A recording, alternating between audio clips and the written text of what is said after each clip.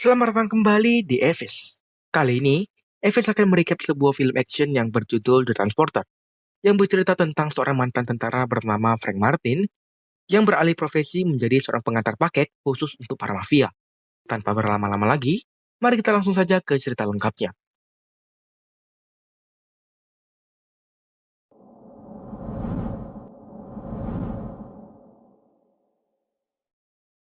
Pada awal film, kita diperkenalkan dengan tokoh utama dalam film ini yang bernama Frank Martin. Singkat cerita, si Frank ini tiba di sebuah bangunan yang cukup megah dengan mobil mewahnya. Tak lama dari itu, beberapa orang yang masing-masing membawa barang bawaan terlihat keluar dari bangunan tersebut, di mana mereka kemudian masuki mobil dari Frank Martin tersebut. Setelah Frank merubah plat mobilnya, ia pun segera menunjukkan mobilnya tersebut untuk meninggalkan tempat ini dengan kejaran mobil polisi di belakangnya.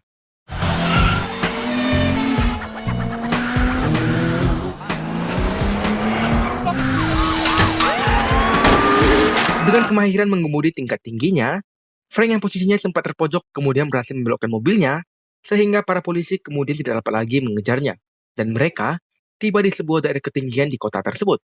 Setelah menerima pembayaran, ia kemudian menurunkan penumpangnya dan pergi dari tempat tersebut.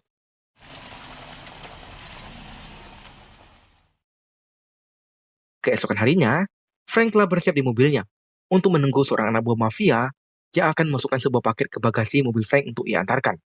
Kebiasaan yang ia lakukan dalam pengantaran adalah ia tidak pernah membuka paket yang ia antar sama sekali, sehingga orang yang memintanya untuk melakukan pengantaran lah yang akan dengan sendirinya memasukkan paket tersebut ke dalam bagasi. Setelah paket dimasukkan, Frank kemudian langsung tancap gas untuk mengantarkan paket itu ke tujuan yang sudah ia sepakati sebelumnya. Dalam perjalanan, ban mobilnya kemudian kempes, sehingga ia harus menipihkan mobilnya terlebih dahulu untuk mengganti bannya. Ketika ia membuka bagasinya untuk mengambil ban cadangan, Frank kemudian melihat paket yang telah dimasukkan ke bagasinya itu adalah seorang manusia. Ia bisa mengetahui dari gerakan yang ada di paket tersebut. Namun, Frank mencoba untuk tidak mempedulikannya dan fokus untuk memperbaiki ban mobilnya.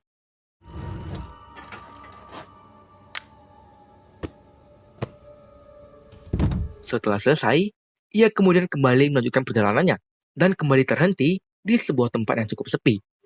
Kemudian, ia keluar dari mobilnya itu, di mana ia membuka paket tersebut, dan kemudian keluarlah seorang wanita dari paket itu. Frank kemudian mengoyakkan sedikit lakban di mulut si wanita untuk memberikan wanita tersebut minuman. Setelah minum, ia kembali memasukkan wanita tersebut ke dalam bagasinya, dan lalu melanjutkan perjalanan. Singkat cerita, mobil Frank kemudian tiba di tempat tujuannya.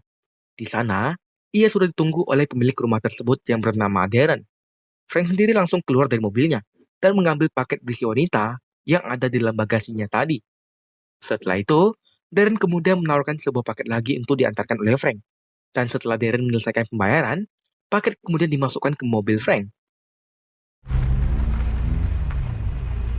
Di tengah perjalanan, Frank berhenti di sebuah peristirahatan untuk makan siang. Ketika ia keluar lagi dari tempat makan tersebut, ia sempat menduga bahwa paket yang akan ia antarkan adalah manusia lagi.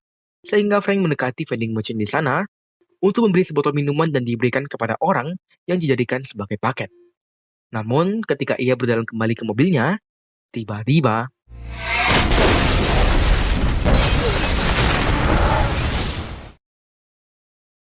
lalu scene bergeser kembali ke rumah Darren, di mana anak buahnya sedang bermain kartu di dalam rumah. Ketika bel rumah mereka berbunyi, salah satu anak buahnya kemudian segera memeriksa. Dan ketika ia mengintip dari lubang kecil, ternyata itu adalah Frank, yang saat itu kemudian menembus masuk ke pintu rumah tersebut. Alasan Frank menyerang rumah Darren adalah karena paket yang dimasukkan oleh anak buah Darren ternyata adalah sebuah bom yang membuat mobilnya tadi meledak. Sedangkan di tempat lainnya, kita dapat melihat wanita yang tadi ada di bagasi mobil Frank sedang dijaga oleh seorang pria. Dan pria tersebut segera pergi setelah ia mendengar suara penyerangan di rumah tersebut. Karena tidak ada yang menjaga, wanita itu kemudian segera menyelinap keluar dari tempat tersebut. Sedangkan Frank sendiri telah berhasil mengalahkan sejumlah anak buah Darren, dan ia kemudian pergi ke bagasi mobil Darren. Setelah masuk ke mobil, Frank kemudian langsung pergi dari rumah Darren dengan merobos pintu bagasinya.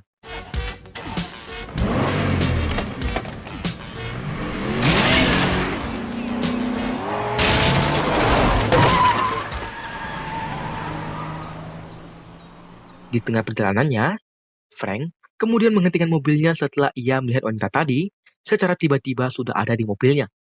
Meskipun pada awalnya ia sempat ingin meninggalkan wanita itu, Frank pada akhirnya merasa kasihan. Di mana ia kemudian memutuskan untuk membawa wanita itu ke rumahnya.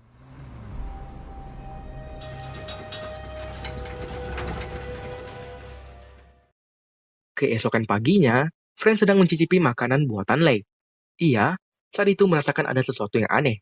Dan tak lama kemudian, Yeah, not this quiet.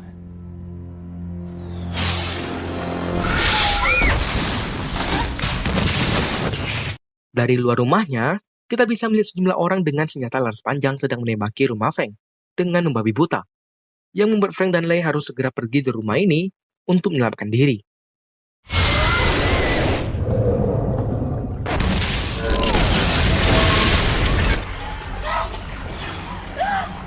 Calm down. You okay? Sure?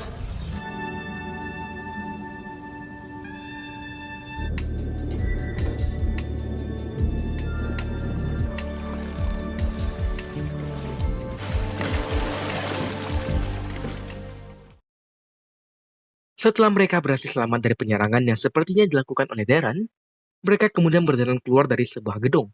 Dan Lei kemudian menghentikan sebuah taksi untuk mencari dan mengajak Frank untuk balas dendam atas meledaknya rumah Frank tersebut. Namun, Frank menolaknya, agar Darren menganggap bahwa ia telah tewas akibat penyerangannya, dan ia tidak akan lagi diserang oleh Darren. Lei kemudian terdiam, di mana ia sangat terkejut mendengar apa yang dikatakan oleh Frank.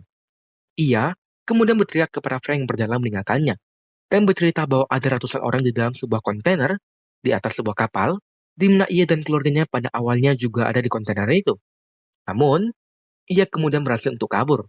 Menurut Lei, satu-satunya orang yang tahu letak dari kontainer itu hanyalah Darren, sehingga ia memohon kepada Frank untuk membantunya.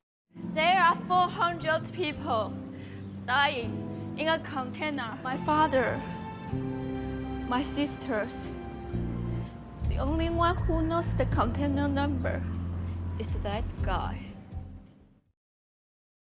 Shane lalu bergeser kepada Darren, di mana ia baru tiba di kantornya dan akan segera masuk ke ruangannya. Ketika ia masuk, sudah ada Lei dan Frank di dalamnya, yang langsung memukuli Darren dan Frank mengacungkan pistol kepadanya. Lei sendiri kemudian membuka arsip dokumen Darren di sebuah lemari untuk menemukan informasi mengenai kontainer yang membawa keluarganya bersama dengan ratusan orang lainnya. Sayangnya, Lei tidak berhasil menemukan apa-apa setelah membuka satu persatu arsip dokumen tersebut, sehingga ia kemudian bertukar posisi dengan Frank untuk mencari dokumen.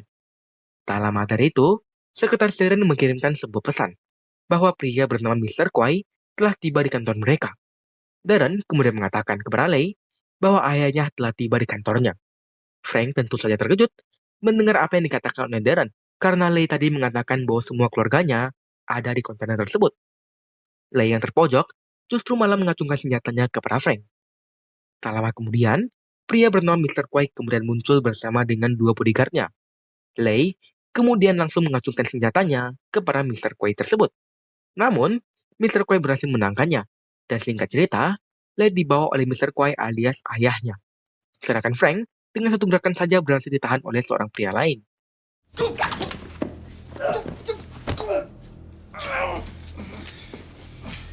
Darren kemudian mendekati Frank, di mana ia mengatakan bahwa seharusnya Frank tidak ikut campur dalam urusannya. Tak lama kemudian, seorang inspektur polisi kemudian datang dan bertanya mengenai Frank yang tergeletak pingsan di lantai. Darren kemudian membuat pengalihan bahwa Frank mencoba untuk menggunakan putri dari Mr. Kwai untuk mengancam dan memeras perusahaan mereka. Tapi beruntungnya, anak buahnya berhasil mengalahkan Frank. Para polisi kemudian membawa Frank pergi dan akan segera menahannya. Beberapa saat kemudian, Frank sudah tersadar dari pingsannya. Dari luar penjara, ada inspektur polisi yang sudah menunggunya untuk bangun dari tadi. Sebenarnya, inspektur ini adalah kawan lama dari Frank Martin. Karena dulunya Frank yang merupakan seorang tentara, pernah bekerja sama dengan polisi ini. Inspektur tersebut lalu membuka pintu penjara dan meminta kepada Frank untuk menceritakan apa yang sebenarnya terjadi. Singkat cerita, setelah Frank menceritakan semuanya, termasuk tentang kontainer dan juga ratusan orang yang diselundupkan, sang inspektur kemudian membebaskan Frank dan mempersilakannya untuk membantu kepolisian dalam mengungkap kasus ini. Setelah itu, Frank dengan modal senjata laras panjang kemudian menyelinap masuk ke tempat ratusan kontainer di kota ini, di mana ia memutuskan untuk memeriksa satu persatu kontainer untuk mencari tahu di kontainer manakah yang terdapat ratusan manusia di dalamnya. Setelah Frank menyelinap semakin ke dalam, ia kemudian mulai melihat tempat di mana Leigh ditahan oleh ayahnya. Sedangkan di tempatnya Darren, ia membuka sebuah truk kontainer dan memberikan dokumen-dokumen yang dapat mengamankan perjalanan kontainernya kepada supir truk tersebut. Di tempat Frank sendiri, ia sudah semakin dekat dengan para anak buah Darren, sehingga pertempuran mulai terjadi antara Frank melawan para anak buah Darren.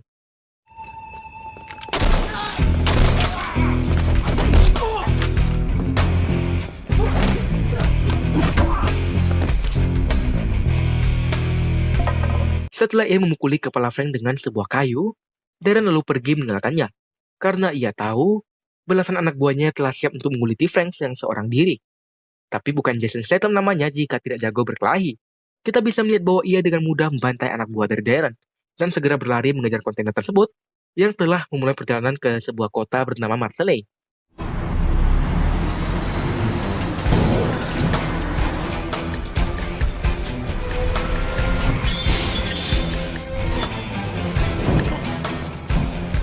Dalam pengejarannya, Frank kembali ditahan oleh anak buah Darren, dan kembali terjadi perkelahian antara Frank melawan para anak buah tersebut.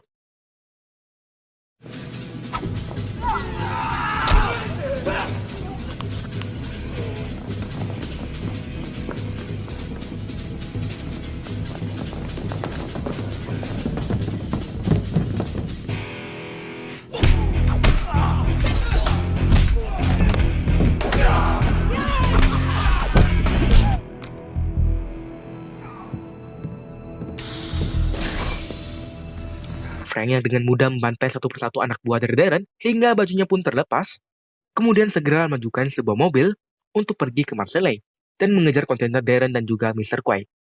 Singkatnya, mobil Frank yang terlalu diforsir dengan kecepatan penuh kemudian mulai mengeluarkan asap dan terhenti di tengah perjalanan. Itu membuat Frank semakin tertinggal jauh dari kontainer Darren. Dari atas, ia melihat sebuah pesawat kecil terbang melewatinya dan terlihat akan segera mendarat. Frank yang merupakan orang yang tidak pernah patah semangat, kemudian berlari dan mengejar pesawat tersebut, hingga akhirnya mendarat di sebuah persawahan. Setibanya di persawahan tersebut, Frank tanpa basa-basi langsung mengacungkan senjatanya kepada pria yang memiliki pesawat ini.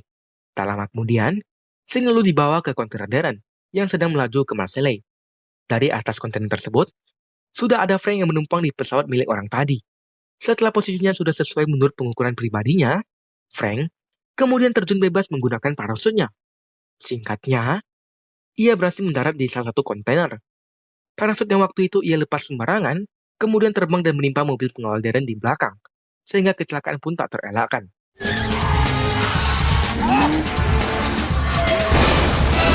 Kembali ke Frank di mana ia menyelinap dan langsung menghantam supir salah satu kontainer.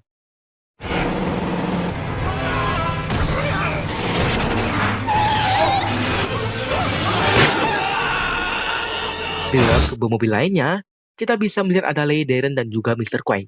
Darren memerintahkan kepada supirnya untuk segera menyalip kontainer yang diambil alih oleh Frank. Namun, Frank pada saat itu berhasil untuk menutup jalan, sehingga si super gagal untuk menyalip Frank. Tak hilang akal, Darren kemudian mengambil sebuah shotgun, sedangkan Mr. Quay menyiapkan sebuah pistol kecil. Mr. Quay kemudian menembak kontainer Frank dari belakang, yang ternyata untuk mengalihkan Frank. Karena tak lama dari itu, muncul Darren yang secara tiba-tiba sudah ada di kontainer tersebut. Frank dan Darren kemudian kembali berkelahi, hingga singkatnya, Frank kemudian kalah, dan ditendang keluar dari kontainer. Untung saja, Frank pada saat itu masih bisa bertahan di bawah mobil kontainer. Mr. Quay yang melihat Frank kemudian berupaya untuk menembakinya. Leigh berusaha untuk menahan ayahnya itu, namun ia justru dihempaskan oleh Mr. Quay. Frank kemudian mengambil sebuah besi yang ada di bawah kontainer, di mana besi tersebut kemudian ia lemparkan ke mobil milik Mr. Quay, yang secara tidak sengaja mengenai kepala dari supir mobilnya, di mana mobilnya kemudian langsung kehilangan arah dan menabrak sebuah pohon. Frank sendiri singkatnya kemudian berhasil lagi untuk naik ke kontainer, di mana ia berlari dari atas kontainer tersebut, dan kemudian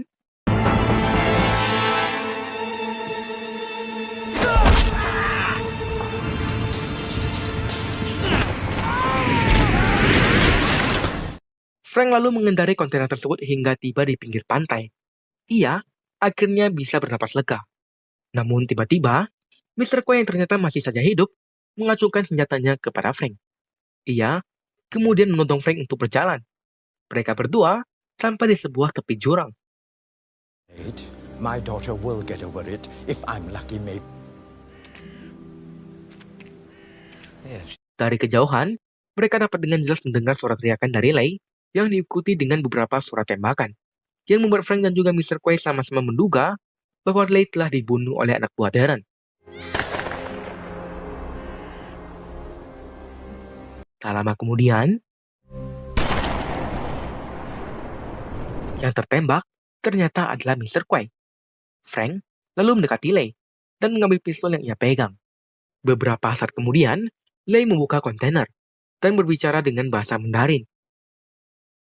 Ketika kontainer terbuka seluruhnya, kita baru bisa melihat ternyata memang ada banyak sekali orang di kontainer tersebut. Setelah itu, cerita berakhir. Terima kasih kepada kalian yang telah menonton video ini hingga selesai. Untuk kalian yang ingin memberikan kritik dan juga saran, silakan sampaikan kritik dan saran tersebut di kolom komentar. Jangan lupa untuk like dan juga subscribe channel ini, dan sampai jumpa di video selanjutnya.